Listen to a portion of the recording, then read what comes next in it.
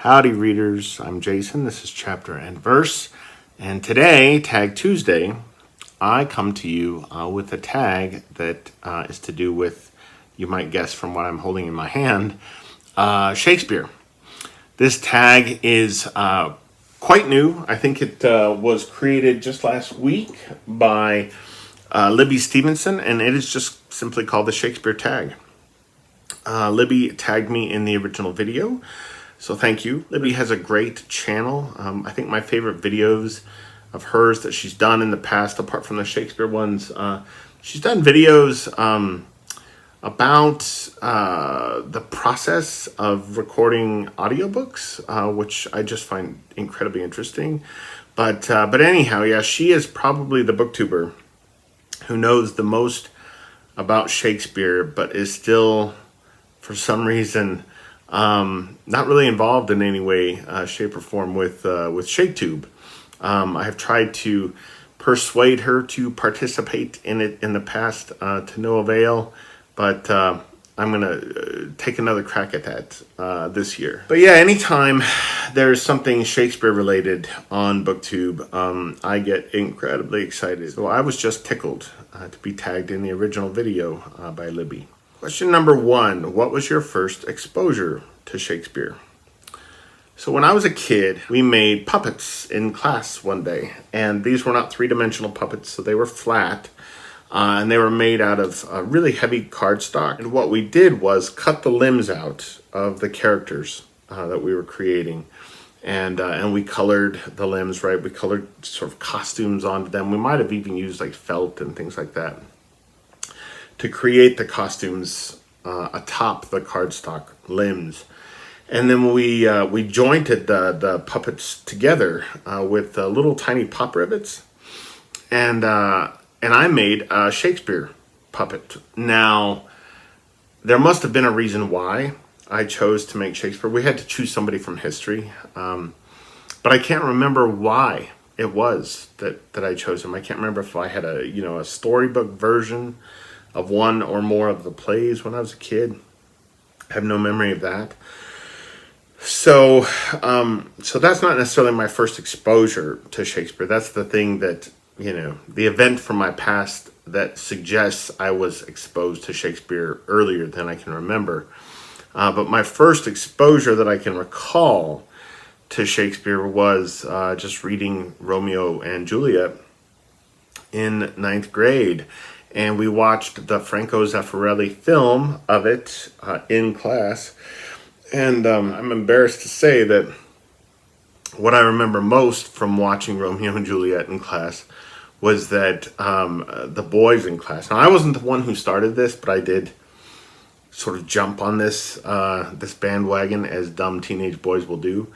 One of the characters in the film, I can't remember if it was Mercutio or Tybalt, but one of the characters in the film, he was wearing a particularly large codpiece, and as teenage boys, we had no idea what a codpiece was, and one of my classmates just started laughing about how it looked like the character had really, let's say, outsized testicles, and once that was brought up, being dumb teenage boys, we just giggled our way through the film, which is, obviously not a film that you're supposed to giggle through, but anyhow, so that's my first exposure to Shakespeare. I would say, tittering at what we thought was maybe a case of elephantitis or something in tights. Number 2, which Shakespeare plays and poems have you read? So I have not read either of the long poems, and I've probably read half of the sonnets is all. But as far as the plays go, I have read the Two Gentlemen of Verona, The Merry Wives of Windsor, Romeo and Juliet, Cymbeline, Measure for Measure, Twelfth Night, The Merchant of Venice, A Midsummer Night's Dream, Macbeth, Taming of the Shrew, Othello, Troilus and Cressida, Antony and Cleopatra, As You Like It, Titus Andronicus, King Lear, The Winter's Tale, The Tempest, Hamlet, Richard II, and Julius Caesar. So I think it's maybe two-thirds to three-quarters of the plays. Number 3, which of the plays have you seen on stage and on film? So, coming from Wyoming, I haven't been exposed to a whole lot in the way of stage productions of Shakespeare, unfortunately. But I have seen a few. So I have seen Macbeth on stage. I have seen 2 different productions of Much Ado About Nothing. I'm pretty sure I saw one in college. But then I saw Much Ado performed at the Globe in London in 2004. It was an all-female cast. It was marvelous. I have seen A Midsummer Night's Dream performed on stage. I have seen The Tempest just once, which was in Missoula, up on the University of Montana campus. And it was pleasant, right? It was like a kind of traveling company that came through and did it. And it was really, a couple of times, there were moments in it that were really, really funny. Now, Kelly and I were meant to see The Tempest at the Colorado Shakespeare Festival. And I want to say that was in 2006, I think. Yeah, so I want to say it was in 2006. We had just been married for I don't know, 5 months at that point. And we drove down to Boulder, Colorado to see it in their outdoor auditorium. And it was raining cats and dogs, and we had to wait and wait and wait even to get in. And then once we got in, they got the rain stopped and they got the stage dried off and what have you. But then when the play started, it started raining again, and they tried to kind of perform through it, but 5 minutes or so into the performance, they called it off for the safety of the actors. The actor who was playing Ariel slipped really badly at one point on stage, and it was just maybe 60 seconds after that. So that was unfortunate. That was shaping up to be a really beautiful production, but I've seen the Taming of the Shrew on stage. I have seen Twelfth Night, and I have seen Henry IV Part 1. Now, as far as film goes, I have seen Julie Taymor's version of The Tempest, Kenneth Branagh's Much Ado About Nothing, Midsummer Night's Dream, the one with Kevin Kline and Michelle Pfeiffer, which I want to say was directed... God, who directed that? Michael Hoffman? Yeah, I think maybe he directed The Merchant of Venice as well, which I've also seen, the one with Al Pacino. I've seen Kenneth Branagh's As You Like It. I have seen the version of Taming of the Shrew with Richard Burton and Elizabeth Taylor. I've also seen 10 Things I Hate About You, which is a kind of contemporary retelling of the Taming of the Shrew. I have seen Twelfth Night, which I think was directed by Trevor Nunn. That's a marvelous film. I've seen The Richard III with Ian McKellen. I have seen Kenneth Branagh's Henry V. Julie Taymor's Titus Andronicus, just known as Titus, simply as Titus. I've seen the Franco Zeffirelli Romeo and Juliet, which I mentioned before, as well as Baz Luhrmann's horrible version of Romeo and Juliet. Justin Kurzel's Macbeth, starring Michael Fassbender and Marion Cotillard, which I absolutely love. I've seen 3 versions of Hamlet, Kenneth Branagh's, Franco Zeffirelli starring Mel Gibson, and the one with Ethan Hawke, actually, which I don't like terribly. I'm not a huge fan of kind of contemporizing Shakespeare.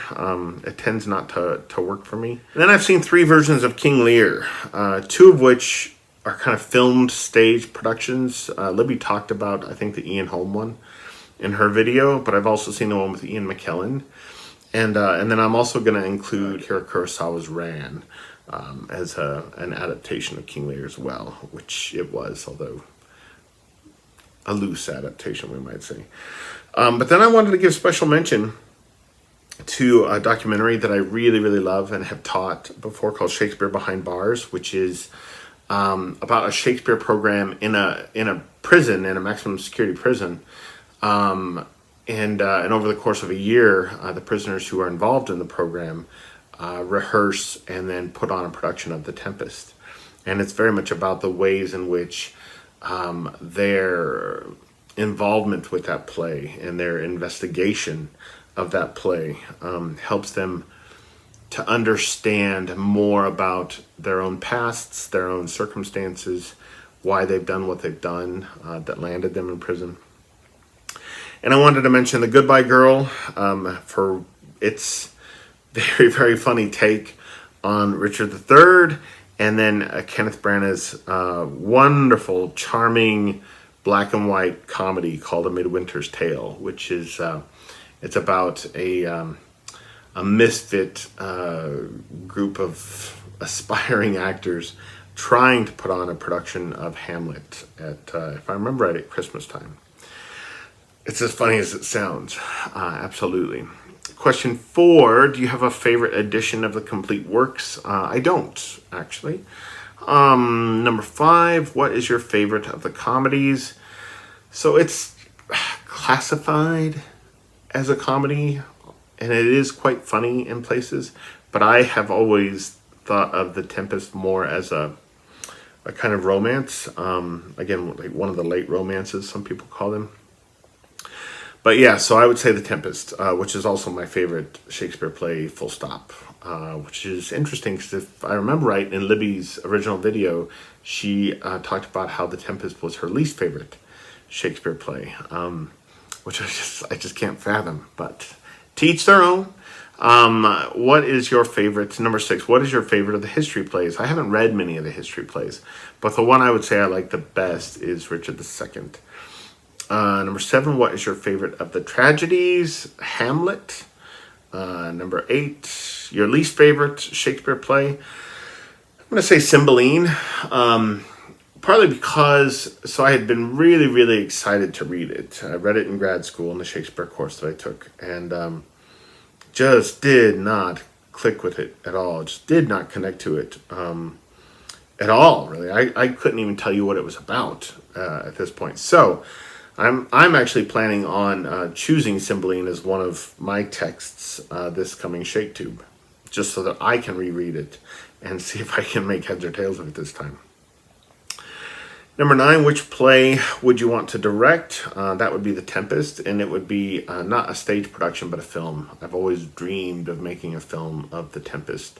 Yeah, I started a screenplay adaptation of it many, many years ago that I never finished. I wrote just enough of the script to have enough pages to submit it to.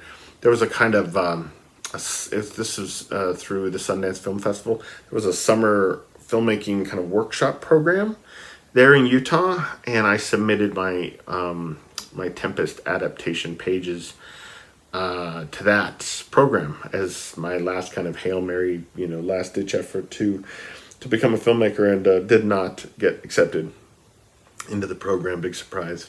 But ever since then, I mean, I have had my version of The Tempest in my head, and have wanted to direct it very badly.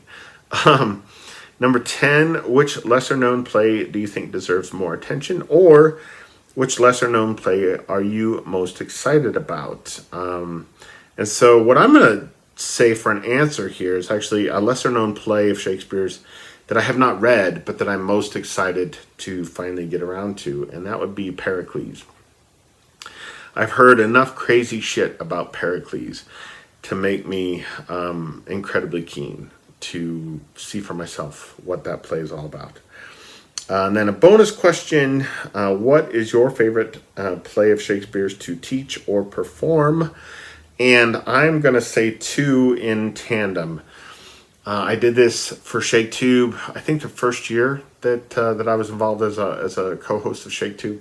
And I've done this in the classroom before. I've done this with film series before. I love teaching Titus Andronicus and The Tempest as a pair. I find it really fruitful to compare Shakespeare's ideas and attitudes about vengeance and violence with Titus near the beginning of his career, with his attitudes about vengeance and violence and grace and forgiveness at the end of his career with The Tempest. I think it's just they make really, really beautiful bookends to an artistic sensibility. And not just an artistic sensibility, but a moral sensibility as well. Anyway, so that's it. That's the Shakespeare tag. I'm going to tag Lukas from Totally Pretentious, Steve Donoghue, and Rainey from Rainey Day Reads. I can't wait to hear you guys' answers to these questions, and thank you again, Libby, for tagging me in the original. And I hope you guys are having a really good week, or as good a week as possible, given what the world looks like these days. So I will see you guys again before you know it. Adios.